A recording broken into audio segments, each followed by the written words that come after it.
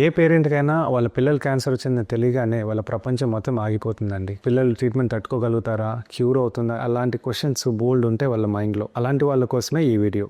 Welcome to episode 15 of series of hope. 5 years back ఒక 1 year old బేబీని తీసుకుని వచ్చారండి పేరెంట్స్. సో మేము ఇన్వెస్టిగేషన్ చేసి తేల్చింది ఏంటంటే ఆ పొట్టలో జర్మ్ సెల్ ట్యూమర్ అనే క్యాన్సర్ డయాగ్నోస్ చేయడం జరిగింది. సో బేబీకి క్యాన్సర్ వచ్చింది తెలియగానే వాళ్ళ ప్రపంచం మొత్తం అయిపోయినట్టు వాళ్ళు మొత్తం ఏడవడం మొదలెట్టారండి. సో అనేక క్వశ్చన్స్, డాక్టర్ గారు బేబీ ట్రీట్మెంట్ తట్టుకోగలుగుతుందా, డాక్టర్ గారు బేబీ క్యూర్ అయ్యే ఛాన్సెస్ ఉన్నాయా, నార్మల్ అయ్యే ఛాన్సెస్ ఉన్నాయా, ఇలాంటి క్వశ్చన్స్ బోల్డ్ అడిగారు. వాస్తవానికి నిజమేంటంటే చిన్నపిల్లల్లో క్యాన్సర్ వస్తుంది అండ్ పెద్దవాళ్ళతో కంపేర్ చేస్తే చిన్నపిల్లలు ట్రీట్మెంట్ తట్టుకునే అవకాశాలు ఎక్కువగా ఉంటాయి. అదేవిధంగా క్యూర్ అయ్యే అవకాశాలు కూడా ఎక్కువగా ఉంటాయి చిన్నపిల్లల్లో. ఫర్ ఎగ్జాంపుల్ 10 మంది చిన్నపిల్లలు క్యాన్సర్ వస్తే అందులో 7 లేదా 8 మంది క్యూర్ అయ్యే అవకాశాలు ఉంటాయి.